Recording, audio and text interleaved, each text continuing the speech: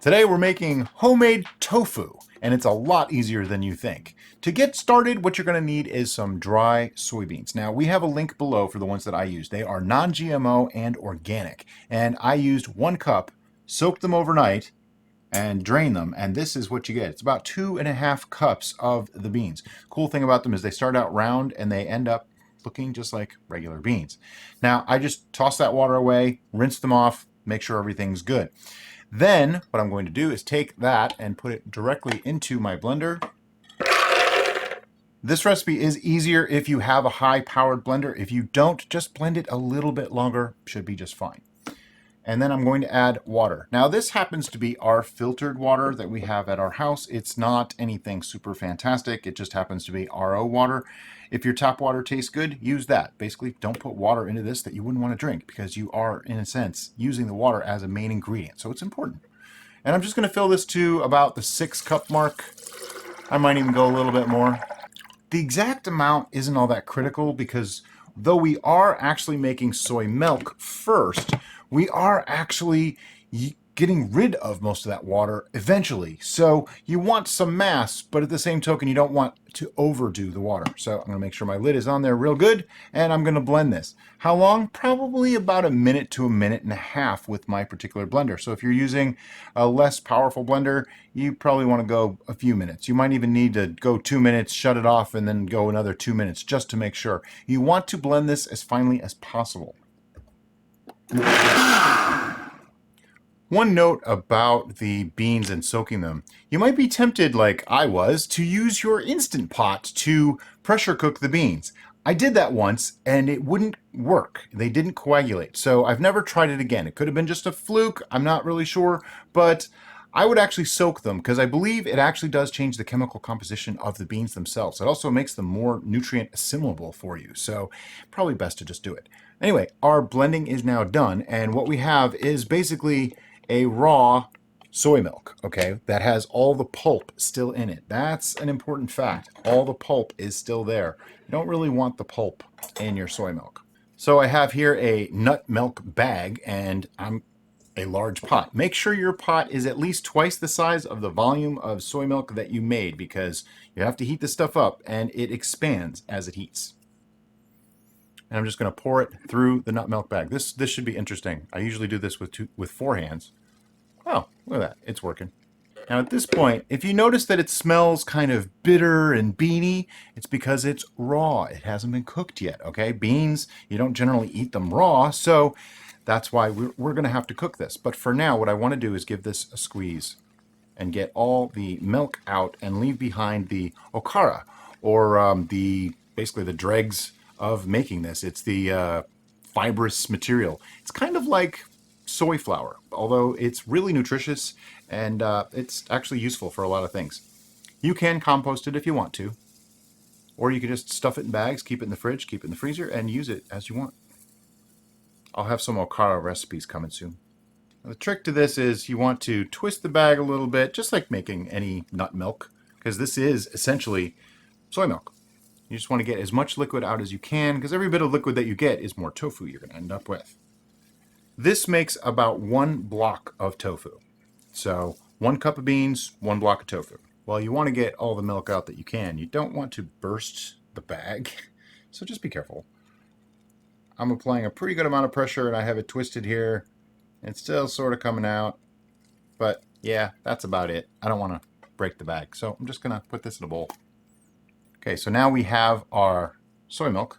And my pan is about half full, maybe just slightly less. So once I get it into the pan, I'm going to put it on the stove. You don't have to use one of these portable cooktops if you don't want to. And I'm just going to scoop some of the foam off the top. Now, I don't know if this is an absolute necessary step, but I know this stuff boils over really easily. So giving it some more foam that is just going to expand and get crazy on me is probably not necessary. You do want to bring this to a full boil, though. So it takes a few minutes. And, you know, I have nothing else to do, so I'm just going to scoop the foam.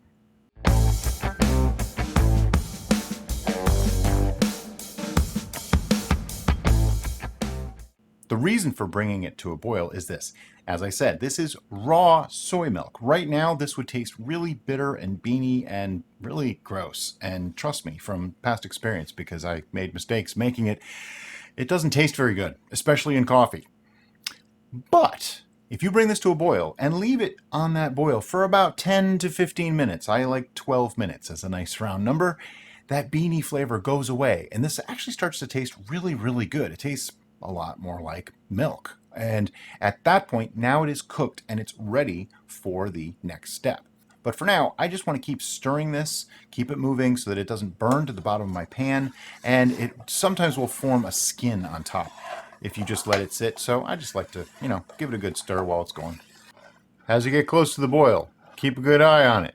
It'll foam over. You don't want that. When I see it start to rise up, I just lift it up off the burner like this. Let that foam come back down and put it back on. I have reduced the heat a little bit at this point. Okay, we have achieved a boil, so started my timer, and I'm still skimming off some of that foam. I do tend to pour some of it back in because it does, go back to liquid, but by having less foam on top, it actually boils over a lot less. So, I don't want to make a mess. I don't want to waste half of this. And now that it is boiling, I can keep this on a pretty low setting because you just want it to be a little bit of a boil. It's just to cook the beans, basically. See, I can get some of that milk back, just like that. But keeping the foam out seems to help with the boil over. So I think it goes without saying, during the 12-minute boil, I don't leave. I stay right here. I wouldn't walk away from this.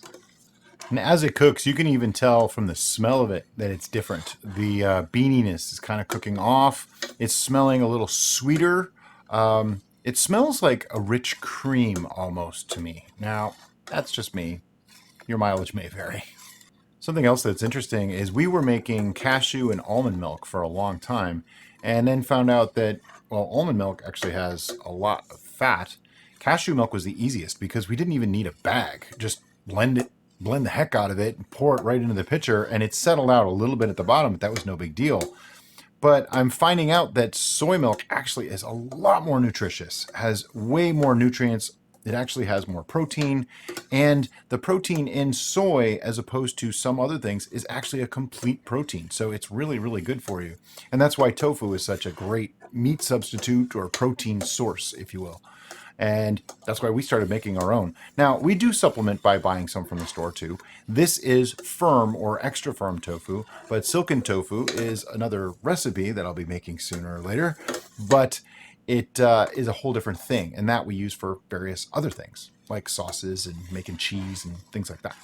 One thing we have found, though, about the flavor of homemade tofu is that it's a lot cleaner and fresher tasting than any store-bought tofu we've ever had. It actually tastes like something rather than just being like an empty sponge. The texture is a little finer, too. Overall, it's a better product. There was another channel that said even the worst homemade tofu is better than most store-bought tofu. I thought that was funny. Only you can prevent foam overs. All right, so our 12 minutes is just about up. And at this point, right now, what we have is soy milk. Probably the best soy milk you will ever taste. Nutrition-wise, it's probably the best too because there's no preservatives. There's no anything extras in here. And like I said, this is non-GMO and organic. So these beans were treated right too. And here's the thing, we've started drinking this instead of our cashew milk and almond milk. But right now, take it off the heat, let it cool, put it in a pitcher, put it in your fridge. You have soy milk. But I'm not going to do that. I'm actually going to turn the heat down to really, really low. And now we need to talk about coagulation. Coagulation is just when a lot of the proteins will clump together and they will form a curd. It's a lot like making ricotta cheese. Okay, same exact idea. It's the same basis for making almost any cheese, really. And you can use the traditional method, which is gypsum. I forget the actual chemical name, sodium something, but I don't have any of that, and I tried using lemon juice, but you can also use white vinegar or any kind of vinegar, really. But I found lemon juice to be readily available to us and very easy to work with. I can actually do it with lime juice from our limes. So it's just kind of convenient. Now, the bottled lemon juice is great for this because it's consistent. So I can use a measured amount and know what to expect.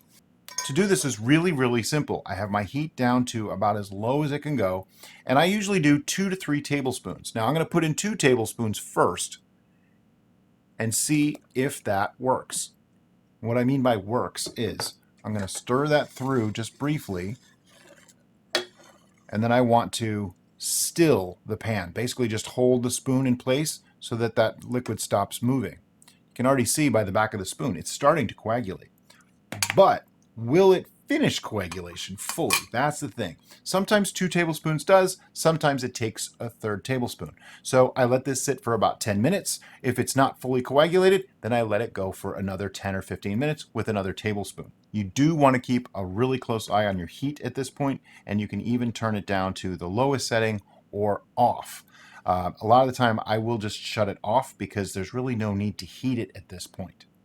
Now, when I say fully coagulated, what I mean by that is when you can take your spoon and put it in and separate the curds and you see clear liquid. That's the whey. It would be whey if you were making cheese. You want that to be clear. If it's still milky, it's not fully coagulated. Turn the heat up just a little bit, put a little bit of lemon juice in there, and let it go again for 10 minutes or so. I have made an executive decision. It requires 3 tablespoons. Usually does, but once in a while it doesn't. Now, something about the lemon juice, it does not make it taste lemony, just so you're aware. You don't taste it at all, because the lemon juice actually doesn't stay in the curd at all. It's just there as a coagulant and pretty much leaves the party when you start to actually strain this out. So I just want to mix it up a little bit without breaking up too much of my curds. Still it again. Get everything off that spoon. Now it's definitely going to curdle. And wait about 10 more minutes. All right, we're about 5 minutes into the curdling process, or the coagulation process, if you will, and that's about what it looks like. You can see that it's starting to curdle a bit. There's some areas with maybe a little bit of clearness showing, but it's still not quite there yet. So while that finishes coagulating, let's talk about presses and molds and things like that. You can pretty much use almost anything as a mold, but you want something that has holes so that all the liquid can escape. This one has a lid and a bottom. It's about the simplest you can get, and I have a bunch of them because I like to make this in triple batches, and that way I can make more than one block at a time. Now, also, you're going to want cheesecloth or some sort of a muslin cloth. These happen to come with it. By the way, we do have links in the description for these. They're on Amazon. They're like $6 a piece or $7 a piece. They're super cheap. They work wonderfully well. And what you want to do is take your muslin and put it in there and push all the way down. More on that in a little while. Then you want some sort of container large enough to hold this container, okay? Now, I could just set it like that in there and it's relatively stable. However, we found this nice little lid for a butter dish that Derica had, and I put that inside and then I just sit this on top. Now let me take that off to show you. That way it's not going to sit in its own liquid, okay? Because this is going to sit and be pressed for a little while and all that liquid's going to come out. So you want to make sure that you can drain it off and that it won't be sitting in it. So let me just get this prepped for us. Now let's take a peek at our tofu. As you can see, there's curds, and when I pull away, the liquid is mostly clear in there. That's what we want. We want to see clear liquid coming in. So I'm going to say this is ready to go. And all you have to do is, once you have your cloth on your station here over your mold, you just get in and scoop out the curds and check it out. That's our tofu curds right there, just like that. And I just gently place them into the mold.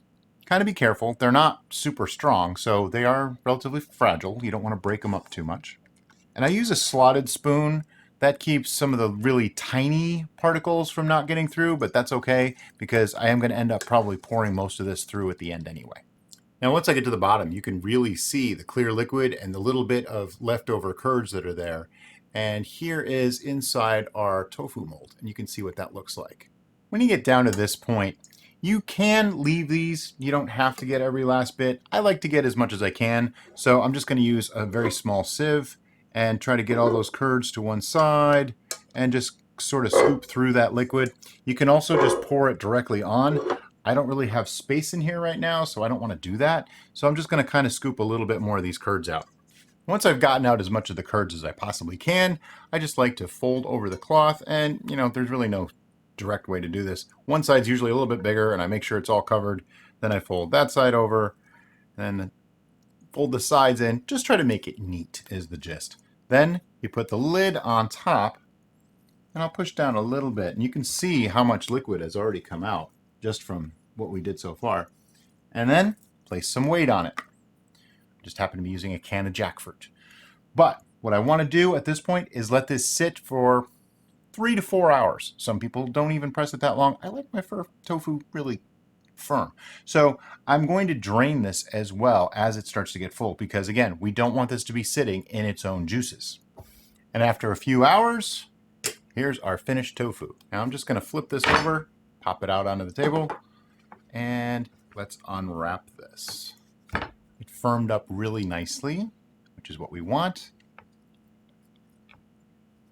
And it nice and solid, no major cracks or anything like that. And I'm just going to flip this over onto my hand and put it on the cutting board. Ah, yeah, that's beautiful.